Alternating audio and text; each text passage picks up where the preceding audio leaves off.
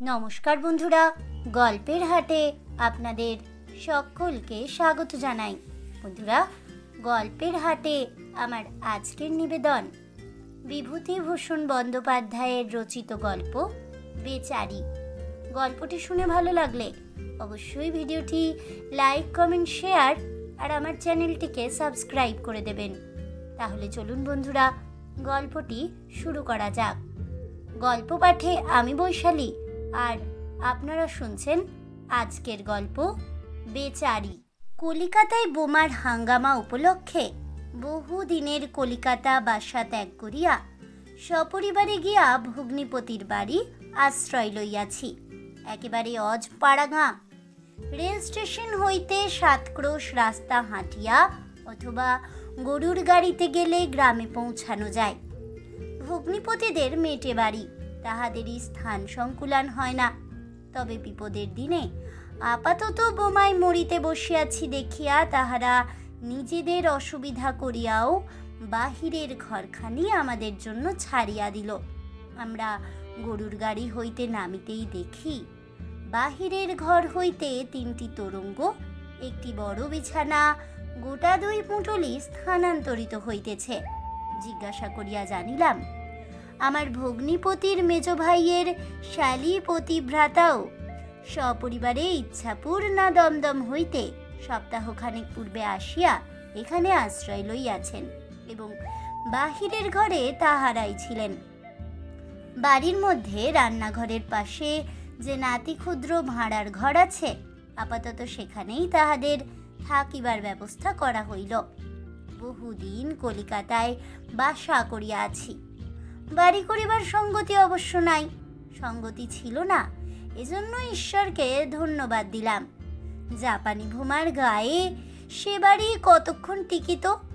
আমার যেসব বন্ধু বান্ধবকে কলিকাতায় বাড়ি করিবার জন্য এতদিন হিংসা করিতাম, আজ তাহাদের প্রতি সে হিংসার ভাব করুণা ও সহানুভূতিতে পরিণত হইয়াছে। বেচারিদের পয়সাগুলো অনর্থক নষ্ট হইল। 2-1 দিন কাটিয়া গেল। চারিদিকে চাহিয়া দেখি গ্রামের মধ্যে ভীষণ জঙ্গল, খানা ডোবা, বাঁশবন। শীতের শেষ। স্ত্রী একদিন আমায় আসিয়া বলিলেন, ওগো, কত চালতি পড়ে আছে বনের মধ্যে, দেখবে এসো। আমার স্ত্রী শহরের মেয়ে। পাড়াগাঁয়ের বনে বাগানে পাকা চালতে শীতকালে পড়িয়া থাকা বিশেষ আশ্চর্যের কথা নয়। তাহা না বলিয়া তাহার আনন্দটাকে আরো ঘনীভূত হইবার অবকাশ দিবার জন্য দুজনে বনের দিকে ছুটিয়া গেলাম। ওহো, তাই তো, এই যে অনেক দেখছি।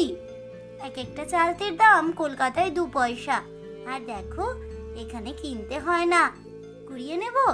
হ্যাঁ গো, কেউ কিছু বলবে না তো? কে আবার কি বলবে? বাগানে চালতে পড়ে আছে, কুড়িয়ে নেবে, তা কে কি বলবে এসব পাড়াগাঁয়ে? এমন সময় আমার স্ত্রী বলিলেন, ও কে গো? চাহিয়া দেখি একটি 22-23 বছরের যুবক একটা ঝুড়ি হাতে ওদিক হইতে বন ঠেলিয়া গাছতলায় সম্ভবত চালতে কুড়াইতে আসিতেছে। আমাদের দুজনকে দেখিয়া সে একটু সমীহ করিয়া থমকিয়া পড়িল। আমি তাহাকে আশ্বাস দিবার জন্য বলিলাম, চালতে গাছ কি তোমাদের? 2টো চালতে কুড়োচ্ছি কিন্তু। যুবক হাসিয়া বলিল, you may take, not my tree. তাই তো, এ দেখিতেছি ইংরেজি জানা লোক, নিতান্ত গ্রাম্য লোক নয় তাহা হইলে। যদিও আমার সঙ্গে ইংরেজি বলার সার্থকতা কি তাহা বুঝিলাম না। বলিলাম, আপনার বাড়ি এখানেই বুঝি? No, I was a clerk at Kolkata, now I am here. বেশ বেশ, তাহলে আমাদের মতোই অবস্থা দেখছি। জাপানি বোমার ভয়? যুবক হাসিয়া চুপ করিয়া রহিল। হ্যাঁ না কিছুই বলিল না। বৈকালের দিকে ছোকরার সঙ্গে ভালো করিয়া আলাপ হইল। জানিলাম তাহার নাম সুরেশ। আমার ভগ্নিপতির বাড়ির পাশে যে মুখুজ্জে বাড়ি, সে সেই বাড়ির রাসু মুখুজ্জের শ্যালক। মুখুজ্জে বাড়ির অন্যান্য লোকে কলিকাতায়। ও কলিকাতার বাহিরে বিভিন্ন স্থানে চাকরি করে। কখনো বাড়ি ঘরে না আসার দরুন পৈতৃক সুবৃহৎ দোতলা বাড়ি ভাঙিয়া যাইবার উপক্রম হইয়াছিল। বর্তমানে সেই বাড়ির রাসু মুখুজ্জেই গভর্নমেন্টের দপ্তরখানায় কেরানিগিরি হইতে অবসর গ্রহণ করিয়া বাড়ি আসিয়া 3 বৎসর যাবৎ বাস করিতেছেন। গোটা 50 টাকা পেনশন পান বলিয়া দেশে আছেন, নতুবা কলিকাতায় বাসা করিতেন। বলিলাম, তুমি কি এই 3 বছরই এখানে আছো? হ্যাঁ দাদা। Where shall I go? এখন চাকরি নেই কি না, তবে শিগগিরই হবে। বেশ বেশ, খুব ভালো। তোমাদের দেশ কোথায়? দেশ ছিল ক্যালকাটার পাশেই, রাজবল্লভপুর, টালিগঞ্জের ওদিকে। এখন সেখানে কেউ নেই, মা এখানেই থাকেন, দিদি আছেন, আমিও এখানেই এখন আছি। তবে আই হোপ এই মার্চ মাসেই I will secure a service. I M A matric past. বাহ, খুব ভালো। ছোকরার সঙ্গে কথাবার্তা বলিতে বেশ একটু কৌতুক বোধ করিতে লাগিলাম। বেশ চেহারা, মাথায় চেরা সিথিটি যত্নে তৈরি করা, পরনে আধময়লা ধুতি, গায়ে গেঞ্জি, বোধহয় কিছুক্ষণ আগে বিড়ি টানিতেছিল। আমায় দেখিয়া ফেলিয়া দিয়াছে, কারণ বিড়ির ধোঁয়ার গন্ধ বাতাসে। আপনি বুঝি স্যার ক্যালকাটাতেই? হ্যাঁ, আমার কর্মস্থান কলকাতাতেই ছিল। স্কুলে মাস্টারি করতাম, এখন স্কুল সব বন্ধ, তাই এখানে। আপনি কি পাস স্যার? এমএ পাশ করেছিলাম। ছোকরা বিনয়ে সম্ভ্রমে কাচুমাচু হইয়া বলিল, then you are a cultured man sir. ভারী খুশি হলাম আপনার সঙ্গে আলাপ হয়ে। I am only matric passed. কিন্তু দেখুন স্যার, কলকাতা আমি বড় ভালোবাসি, লেখাপড়া করতেও ভালোবাসি। সে তো খুব আনন্দের কথা, ভদ্রলোকের ছেলে হবারই তো কথা। প্রেন্টিস সাহেব দাদাবাবুদের বড় সাহেব। একদিন দাদাবাবুদের আপিসে গিয়ে চুপ করে বসে আছি, প্রেন্টিস সাহেব যাচ্ছে বারান্দা দিয়ে। জানেন তো স্যার, প্রেন্টিস সাহেব chief secretary to the government of Bengal. কি চেহারা, গটমট করে যাচ্ছে কি, সাহেব বাচ্চা। দাদাবাবুর ঘরের সামনে দিয়ে গেল একেবারে।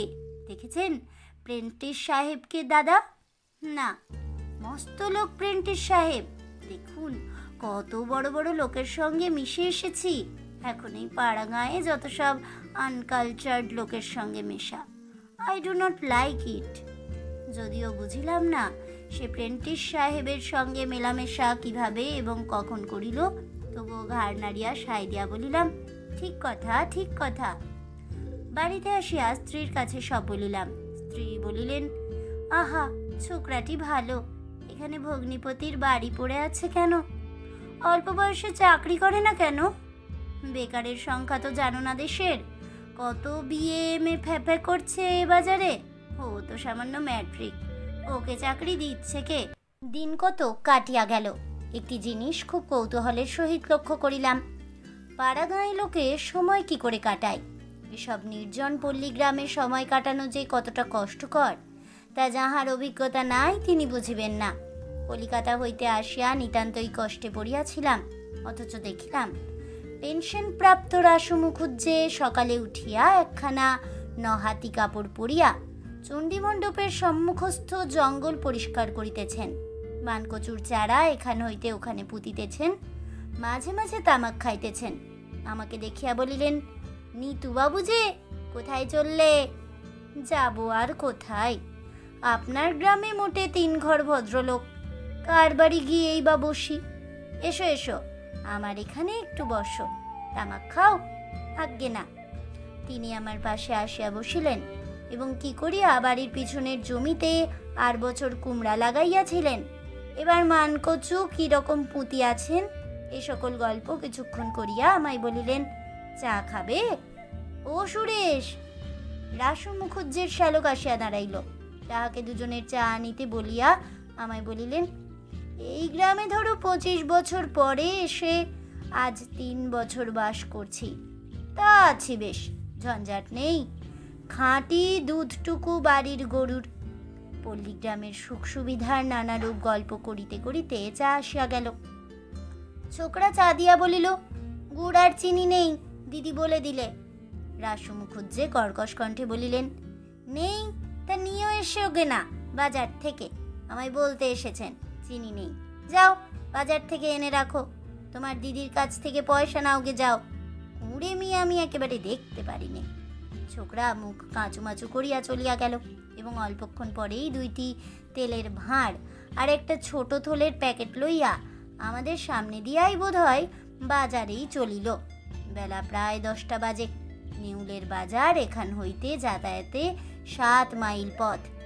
রাসু মুখুজ্জে যে তাহার শ্যালকটির উপর যথেষ্ট স্নেহশীল নহেন তাহা এই ব্যাপার হইতেই বুঝিতে পারিলাম। সন্ধ্যাবেলা দুধারে জঙ্গলাবৃত সরু পথে একটু পায়চারি করিতেছি। রাসু মুখুজ্জের শ্যালক পিছন হইতে বলিল, স্যার, এই যে সুরেশ, খবর কি? ভালো লাগে না স্যার একটু এখানে। আসুন, কোথাও বসে গল্প করা যাক। আসুন আমার সঙ্গে। কিছু দূর গিয়া একটি চারদিক খোলা চালা ঘর। ছোকরা বলিল, এই হলো গাঁয়ের বারোয়ারি ঘর, অর্থাৎ টাউন হল। ও, দেখুন তো যত সব চাষার কাণ্ড। এমন গাঁয়ে ভদ্রলোক থাকে? তা তো হলো। এখানে বসবে নাকি? কি পেতে বসবে এখানে? দাঁড়ান, নবীনের বাড়ি থেকে 2টো বিচুলি নিয়ে আসি। তাছাড়া আর কি পাতি বলুন। কিছুক্ষণ পরে ছোকরা বিচালি হাতে ফিরিয়া বলিল, একটু চায়ের বন্দোবস্ত করে এলাম। নবীনের বাড়ি বলে এলাম, এখনই করে দিয়ে যাবে। ওরা যাতে কাপালি। আপনি যেন দাদাবাবুকে বলবেন না গিয়ে। দাদাবাবু বড় বকে। আচার বিচের খুব কিনা, বড্ড গোঁড়া, ভেরি অর্থোডক্স। বলিলাম, ও।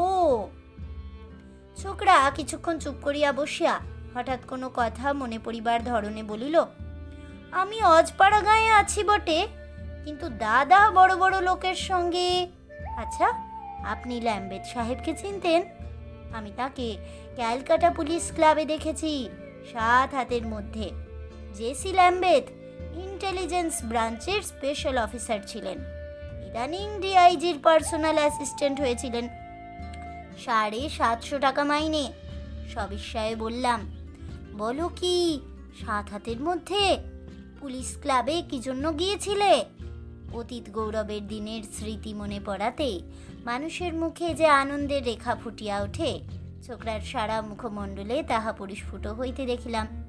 সে স্বপ্ন ভরা চোখ আকাশের দিকে তুলিয়া বলিল, কুন্ডু অ্যান্ড সানস কেটারার ছিল পুলিশ ক্লাবের অ্যানুয়াল গ্যাদারিংয়ে। কুন্ডুদের বড় ছেলে হরিচরণ আমার বুজম ফ্রেন্ড কিনা। তারা একখানা করে কার্ড দিত। এত বড় কার্ড, সোনার জলে নাম লেখা। আমি 2বার গিয়েছি। গ্র্যান্ড হোটেলে গ্যাদারিং হতো। আমি প্লেটে কেক দিতে গেলাম। আমায় হিউজেস বললে, no more thank you. Hughes সাহেব আবার কে? জোসেফ হিউজেস, ম্যাক আর্থার কোম্পানির বড় সাহেব। ওই যে ক্লাইভ স্ট্রিটে 5 তলা মস্ত বড় বিল্ডিং, 700 ক্লার্ক খাটে তার আন্ডারে। এই গোঁপ, চোখ দুটো দেখলে ভয় করে, বাঘের জাত। সে কিন্তু কেমন হেসে বললে, নো মোর থ্যাংক ইউ। আচ্ছা, ওরা এমনি খুব ভদ্রলোক, কি বলেন? নিশ্চয়ই নিশ্চয়ই। বাহ। ছোকরার কিন্তু আমার উত্তরের দিকে আদৌ মন ছিল না। সে অন্যমনস্কভাবে পূর্ববৎ স্বপ্নময় চোখে বলিয়া চলিয়াছে। একবার রামনগরের মহারাজা কাউন্সিল হাউস হইতে বাহির হইতেছেন। সে কোন বারান্দায় দুয়ারে দাঁড়াইয়াছিল। একেবারে তাহার গা ঘেঁষিয়া মহারাজা চলিয়া যাইতেছেন। হঠাৎ মহারাজের হাতের সোনা বাঁধানো বেতের গুঁতো তাহার গায়ে সামান্যভাবে লাগিতেই খোদ মহারাজা স্বয়ং তাহার দিকে ফিরিয়া চাহিয়া বলিলেন, ও আই এম সো সরি। আজও তাহার কানে কথাগুলি লাগিয়া আছে। জিজ্ঞাসা করিলাম, সেখানে কি জন্যে গিয়েছিলে? বারে, দাদাবাবু তো সেখানেই টাইপিস্ট ছিলেন, দেখা করতে গিয়েছিলাম যে ওর সঙ্গে। বলিলাম, বাহ, তুমি তাহলে তো অনেক বড় বড় লোক দেখেছ। ছোকরা উৎসাহের সুরে বলিল, তা আপনার আশীর্বাদে স্যার অনেক দেখেছি। আজই পড়ে আছি এই অজপাড়া গাঁয়ে। I have seen many many big people. সেই জন্যে আমার ভালো লাগে না এসব জায়গা। সময় একটি বিধবা স্ত্রীলোক একখানা কাঁসার থালায় 2 পেয়ালা চা সাজাইয়া আনিয়া আমাকে দেখিয়া একটু সংকোচ বোধ করিয়া দূরে দাঁড়াইয়া রহিল। ছোকরা বলিল, এসো না, দিয়ে যাও। ইনি পশুপতিবাবুর আত্মীয়, লজ্জা নেই, নিয়ে এসো। তবুও মেয়েটি না নড়াতে আমি বলিলাম, তুমি গিয়ে নিয়ে এসো। চা খাইতে খাইতে সুরেশ বলিল, আমার একটু ভালো লোকের সঙ্গে কথা বলবার ঝোঁক আছে চিরকাল। তাই এইসব জায়গায় আপনি পাবেন কোথায় বলুন? সব মুখ্যু। No one is even matric passed. দুটো ভালো কথা বলি এমন মানুষ নেই। মন কেমন যেন হাঁপিয়ে উঠেছে। সময় কাটাও কি করে? বাড়ির কাজ করি, বাজারে যাই, নবীনদের বাড়ি এসে মাঝে মাঝে বসি। তা নবীন বরং ভালো, দুটো ভালো কথা শুনতে চায়। ওকে সেদিন বললাম, তোরা এখানে কেমন করে থাকিস? আমি দেখেছি কলকাতায় বড় বড় লোকের বাড়ি আলাদা নাইবার ঘর আছে, তাকে বাথরুম বলে। গরম জল, ঠান্ডা জল। মেদিনীপুরের জমিদারের রডেন স্ট্রিটে যে বড় বাড়ি আছে দেখেছেন? একবার আমি তাদের বাড়ি গিয়েছিলাম আমার এক বন্ধুর সঙ্গে। দোতলায় বাথরুম। বাড়িখানা কি! বাথরুমে একখানা আয়না আছে, সমস্ত শরীর একসঙ্গে দেখা যায়। মেঝেতে আপনি কেন মুখ দেখুন না, এমনি সুন্দর করে পালিশ করা। সকালবেলা গিয়েছিলুম, বাবুর জন্যে খাবার গেল। চেয়ে চেয়ে দেখলাম ডিম সেদ্ধ, টোস্ট আর দুটি রসগোল্লা, দুটো কলা। আমাদের এক মুঠো চাল ভাজা, তাও সব দিন জোটে না সকালে উঠে। তাই নবীনকে বললাম, তোরা বেঁচে আছিস ভূতের মতো, মানুষ এমন করে বাস করে না। মানুষের মতো বাস করতে হলে কলকাতায় গিয়ে দেখে আয়। আপনি কি বলেন দাদা? কথাটা হাড়ে হাড়ে বুঝিতেছি, সুতরাং বলিলাম, সেই কথা খুবই ঠিক। এসব জায়গায় বর্ষাকালে থাকা অসম্ভব। যেমন কাদা তেমনি মশা। চাহিয়া দেখিয়া বেশ আমোদ বোধ করিলাম। বেশ জায়গাতে বসিয়া চা পান করিতেছি বটে। গ্রাম্য শেওড়া ভাট, শিউলি গাছের জঙ্গলে একখানা চালা ঘরে মাটির মেঝেতে বিচুলি বিছাইয়া আংটা ভাঙা পেয়ালায় কাপালিদের বাড়ির তৈরি চা খাইতে খাইতে দুজনে কলিকাতার সুখ সুবিধার কথা আলোচনা করিতেছি। ছোকরাও বোধহয় একই কথা ভাবিতেছিল, কারণ সেই সময় হঠাৎ বলিল, কতদিন কলকাতায় যে যাইনি। ওই যেদিন বললাম না, কুন্ডু অ্যান্ড সন্স পুলিশ ক্লাবে যারা খাবার সাপ্লাই করেছিল, প্লাম কেক, স্যান্ডউইচ, বিস্কুট, আরও সব মেলা জিনিস। কি কি ছিল ওদের দোকান হল হগ মার্কেটে। কুন্ডুদের বড় ছেলের সঙ্গে আমার ভাব, তা ওদের দোকানে সকালে বসে আছি। এমন সময় একজন মোটা মতো ভদ্রলোক, দিব্যি চেহারা, দোকানে এসে কি চাইলে। কুন্ডুদের ছেলে বললে, ইনিকে জানো? আমি বললাম, না। বলল, মহারাজা অব নাটাগড়। আমি তো অবাক, বলবো কি আপনাকে, আমার গা শিউরে উঠল। কত নাম, কত টাকা কারি, খবরের কাগজে কত ছবি বার হয়। এই সেই মহারাজা অব নাটাগড়। দেখি মহারাজার আরদালি জিনিস নিয়ে গিয়ে ইয়া বড় মোটর দাঁড়িয়ে আছে, তাতে তুললে। সেসব একদিন গিয়েছে। আমি আর ওই মহারাজ এখন এখানে বসে বাগদি দুলে বাড়ি বেরিয়ে বেড়াচ্ছি। আজ আপনি এসেছেন, তাই আপনার সঙ্গে দুটো ভালো কথা বলছি। নইলে এতক্ষণ নবীন কাপালির বাড়ি বসে গল্প করতে হতো। আহা, তোমার ভগ্নিপতি রাসুবাবু তো অনেক ভালো ভালো লোকের সঙ্গে মিশেছেন, তা এখন কি করে দিন কাটান? ভগ্নিপতির উপর দেখিলাম ছোকরার অসীম শ্রদ্ধা।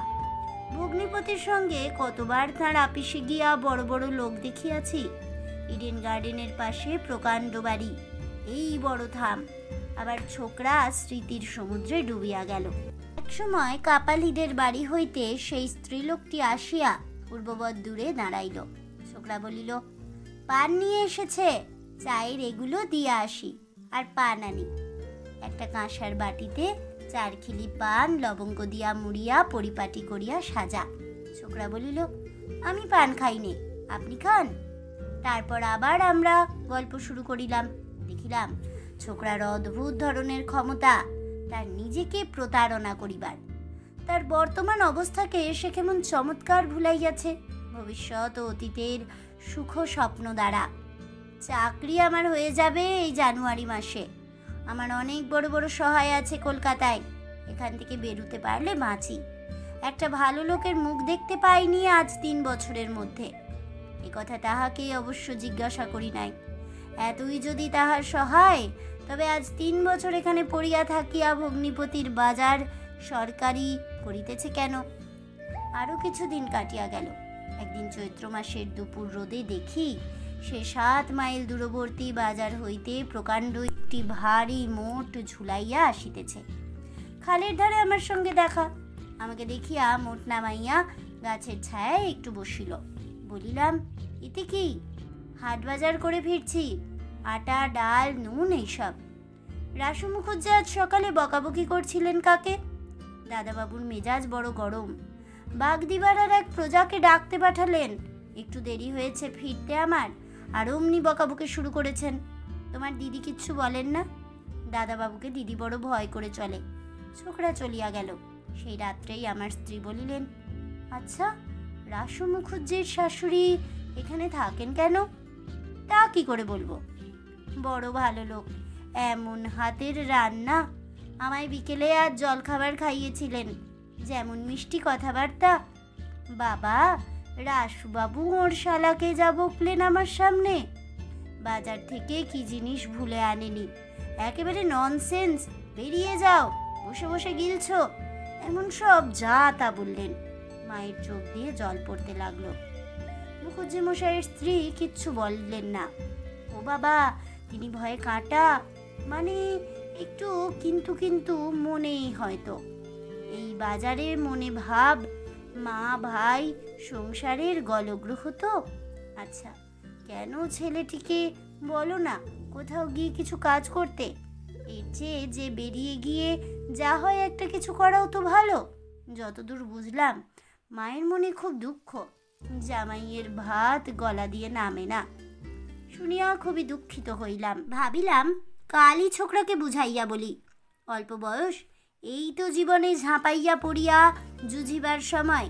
সারা জীবন তার সামনে, বৃহত্তর ক্ষেত্রে অগ্রসর হোক বীরের মতো, তবে তো সে নিজেকেও খুঁজিয়া পাইবে।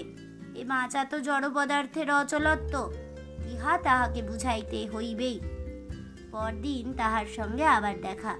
সে নিজেই আমাকে বলিল, দেখুন, একটা কাজ পাচ্ছি, এখানেই বাড়ি বসে নেব। কাপালিপাড়ার সবাই বলছে গ্রামের বারোয়ারি ঘরে একটা পাঠশালা খুলতে। ছাত্র পিছু 4 আনা দেবে, 20-25টে ছাত্র আপাতত হবে, তারপর ওরা আরো জোগাড় করে দেবে বলেছে। কি বলেন, ভালো হবে? বসে না থেকে ভালোই, যা পাও। তোমার পক্ষে বসে থাকাটা? দিন কয়েক পরে বারোয়ারি ঘরের দিকে বেড়াইতে গিয়া দেখি ছাত্রছাত্রীরা সমস্বরে সটকে পড়িতেছে। 2-এর পিঠে 7 দিলে 27 হয়, 27-এর 7 নামে হাতে 2 রয়। আমাকে দেখে সুরেশ বলিল, আসুন স্যার, বসুন একটু। 7টি ছাত্র আর এই 4টি ছাত্রী জুটিছে। আরও অনেক আসবে বলেছে সামনের মাস থেকে। নবীন সাধু, বাগদি, হরিকলু এরা সব ভরসা দিয়েছে। আমি কিন্তু খুব ভরসা পাইলাম না। ছোকরা যেরকম খুশির সুরে পাঠশালাটিকে কেন্দ্র করিয়া স্বীয় উজ্জ্বল ভবিষ্যৎ অঙ্কিত করিতে লাগিল, তাহাতে তাহার উপর বড় মায়া হইল। এই অতি সামান্য মোচার খোলায় সে সমুদ্র পাড়ের যে কল্পনায় উৎফুল্ল হইয়া উঠিয়াছে, তাহা যে কত ক্ষণভঙ্গুর, সে সম্বন্ধে এই অনভিজ্ঞ যুবক কিছুই জানে না।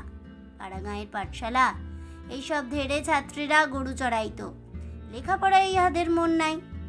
দুগ্ধ মলিন বস্ত্র পরিয়া ভাঙা স্লেট ও কোন কোঁকড়ানো প্রথম ভাগ হাতে এই বয়সে বিদ্যালয়ে পড়িতে আসিয়াছে। তাহার কারণ, এখন মাঠে মাঠে ধান, গরু চড়াইবার সুবিধা নাই। ভাদ্রের প্রথমে আউশ ধান কাটিবার পর যেমন মাঠ ফাঁকা হইয়া যাইবে, ইহাদেরও ছাত্র জীবন সাঙ্গ হইয়া রাখাল জীবনের শুরু হইবে। পাড়াগাঁয়ের ধাত জানিতে আমার বাকি নাই। সুরেশ আমার কাছে বসিয়া হাত নাড়িয়া বলিতে লাগিল, বিএ পাশ করে চাকরি করার চেয়ে এ ঢের ভালো। আপনি দেখুন হিসেব করে, এরা দেবে 4 আনা করে মাথা পিছু। 50টি ছাত্র হলেই 50 শিখে, অর্থাৎ 12.5 টাকা। তাছাড়া এরা ধানের সময় ধান দেবে, খেতে ডাল হলে ডাল দেবে, কলাটা মূলোটা। বাড়ির খেয়ে যে কোনো চাকরির চেয়ে ভালো। আমি কেবল ভাবছি, এ আমি এতদিন করিনি কেন? রাসু মুখুজ্জে মশাই কি বলেন? তিনি বললেন, বাড়ি বসে না থেকে ও খুব ভালো। আচ্ছা, ইন্সপেক্টরের আপিসে লিখলে কিছু গ্র্যান্ট পাওয়া যাবে না? মর্গান সাহেবকে আমি ধরতে পারি গিয়ে। মর্গান সাহেবের সঙ্গে ডিপিআই এর খুব আলাপ। দাদাবাবুর মামাতো ভাই মর্গান সাহেবের আপিসে কাজ করে, তাকে দিয়ে ধরাতে পারি মর্গান সাহেবকে। কে মর্গান সাহেব? ক্যালকাটা ট্রেডিং কোম্পানির ম্যানেজার। নাম শুনেননি? মস্ত লোক। তুমি তাকে দেখেছো নাকি? ছোকরা আমার কাজ ঘেঁষিয়া বসিয়া উৎফুল্ল মুখে বলিল, আপনি বললে বিশ্বাস করবেন না, দাদাবাবুর মামাতো ভাই তো সেই অফিসেই কাজ করেন। আমি একবার চিঠি নিয়ে গিয়েছিলাম তার কাছে। ঢুকতেই বাঁ দিকের যে বড় ঘর, মাইকার পর্দা বসানো, কাটা দরজা ঠেলুন, এমন স্প্রিং লাগানো আছে, তখনই বন্ধ হয়ে যাবে। সেই ঘরে মর্গান সাহেব বসেন। আমি ফাঁক দিয়ে দেখি এমনি মোটা চুরুট খাচ্ছে। আচ্ছা, ওসব চুরুটের দাম কত? অনেক। আচ্ছা, তুমি স্কুল করো, আমি আসি বেরিয়ে। যাহা আশঙ্কা করিয়াছিলাম তাহাই ঘটিল। স্কুল উঠিয়া গেল 2 মাসের মধ্যে। যতদিন টিকিবে ভাবিয়াছিলাম ততদিনও টিকিল না। একদিন দেখি সুরেশ বেলা 1টার সময় বাড়ির পাশের কাঁচকলার ঝাড়ে কোপ মারিয়া গাছ কাটিতেছে। বলিলাম, স্কুলে যাওনি? স্কুল উঠে গেল। সে কি, কেন? ছাত্র হলো না। 2 মাস দেখলাম, তারপর কেউ মাইনে দেয় না।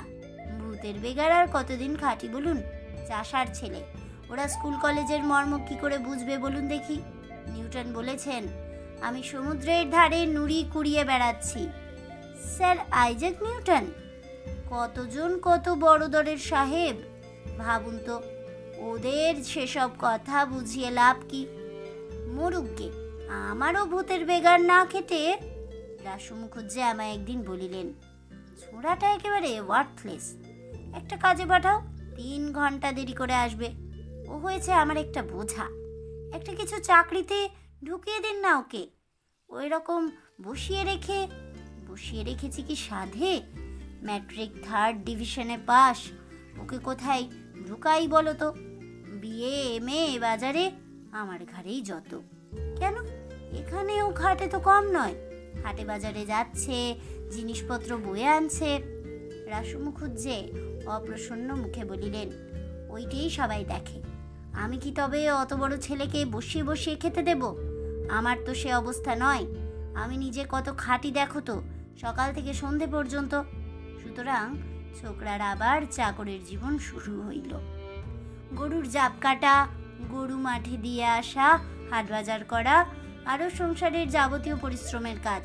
অথচ আশ্চর্য এই যে, ছোকরার স্বপ্ন তেমনি মায়াময়, কল্পনা তেমনি রঙিন রহিয়া গেল। বাস্তবকে সে স্বীকার করিতে আদৌ রাজি হইল না। গ্রীষ্মকাল কাটিয়া আষাঢ় মাসের প্রথম সেই যে ভীষণ বর্ষা পড়িল, শ্রাবণ মাস যায় যায়, সে বর্ষার বিরাম বিশ্রাম নাই। চারিধার জলে ডুবুডুবু, রাস্তাঘাট কাদায় ভর্তি, বন জঙ্গলে উঠান ঢাকিয়া গেল। আমার স্ত্রী বলিলেন, ওগো, কলকাতায় সবাই ফিরেছে, চলো আমরাও যাই। এখানে আর থাকা যায় না। মরি, সেখানে বোমা খেয়ে মরবো। ভিজে কাঠে উনুন ধরিয়ে আর ফুঁ পেরে চোখ কানা হয়ে যাবার জোগাড় হয়েছে, এ আর সহ্য হয় না। অতএব চলিয়া আসিলাম কলিকাতায়। আশ্বিন মাসের প্রথমে এই সেদিন ভগ্নিপতির অসুখ উপলক্ষে একবার সেই গ্রামে গিয়েছিলাম। স্টেশনে নামিয়াই সেদিন ভীষণ বর্ষা। অতি কষ্টে 7 মাইল হাঁটিয়া প্রায় সন্ধ্যার পূর্বে গ্রামের মাঠে পৌঁছিলাম। তখনও সামনে বৃষ্টি পড়িতেছে, চারিধার ধোঁয়া ধোঁয়া। হঠাৎ চাহিয়া দেখি, সেই দুর্যোগের মধ্যে সুরেশ এক বোঝা কাঁচা ঘাস মাথায় করিয়া কোথা হইতে আসিতেছে। আশ্চর্য হইয়া বলিলাম, সুরেশ যে, এত বাদলায়? সুরেশ আমাকে দেখিয়া একটু অপ্রতিভ হইয়াছে, তাহার ধরন দেখিয়া বুঝিলাম। কতকটা কৈফিয়তের সুরে বলিল, এই বাদলায় গরুর খাবার নেই কিচ্ছু একেবারে। খালপাড়ের মাঠ থেকে 2 বোঝা কাঁচা ঘাস। আমি বলি, যাই নিয়ে, দিদি বারণ করছিল। সাহস দিয়া বলিলাম, হ্যাঁ বেশ তো, ভালোই তো, নিজের কাজ নিজে করবে, এর মধ্যে কিছু। খুব ভালো। ছোকরার এতটা অভ্যাস নাই। দেখিলাম তাহার রীতিমতো কষ্ট হইতেছে। ভগ্নিপতির অন্নদাস না করিয়া উপায়ই বা কি? রাসু মুখুজ্জে বসিয়া খাইতে দিবি না। ছোকরা বলিল, কলকাতার অবস্থা কেমন? এখন ঢের ভালো, আবার যেমন তেমনি হয়েছে। যুদ্ধের খবর কি? একখানা খবরের কাগজ আসে না যে পড়ি, ওই একরকম চলছে। তাহলে এবার কলকাতায় গিয়ে একটা কাজে লেগে যাই, কি বলেন? বোমার হাঙ্গামা যখন অনেকটা মিটেছে, চাকরি একটা জুটিয়ে নেবই। আর্মি অ্যান্ড নেভি স্টোরসের গ্রিথিফ সাহেব আমায় বললে, you are the son of a noble family Ganguly, I will see you. সেবার আমায় নিয়ে গিয়েছিল সেখানে। ওই যে কুন্ডু অ্যান্ড সানস, তাদের মেজো ছেলে কন্ট্রাক্টর কি না ওখানকার, তাই একেবারে স্পষ্ট বললে, আই উইল সি ইউ। তাহাকে মনে করাইয়া দিলাম, যা, সে বোমার ভয়ে কলিকাতা হইতে পালাইয়া আসে নাই, আসিয়াছে তাহার 3 বৎসর পূর্বে। চাকরি এতদিন করে নাই কেন? ছোকরা এখনো স্বপ্নরাজ্যেই বাস করিতেছে, কিছুতেই সে রূঢ় বর্তমানকে স্বীকার করিতে চায় না। আমি তার স্বপ্ন ভাঙিয়া দিব কেন? তবুও কি জানি ছোকরার উপর কেমন সহানুভূতি ও করুণা হইল, বেচারি। তাহলে বন্ধুরা, আমার আজকের এই গল্পটি শুনে কেমন লাগলো অবশ্যই আমাকে কমেন্টে জানাবেন। ভিডিওটি ভালো লেগে থাকলে লাইক শেয়ার করতে ভুলবেন না। আমার চ্যানেলের নতুন বন্ধু হয়ে থাকলে চ্যানেলটিকে সাবস্ক্রাইব করে দেবেন।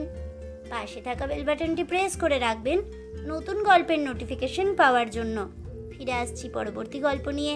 ততক্ষণ সবাই ভালো থাকুন, সুস্থ থাকুন, আর অবশ্যই সঙ্গে থাকুন আর দেখতে থাকুন গল্পের হাট।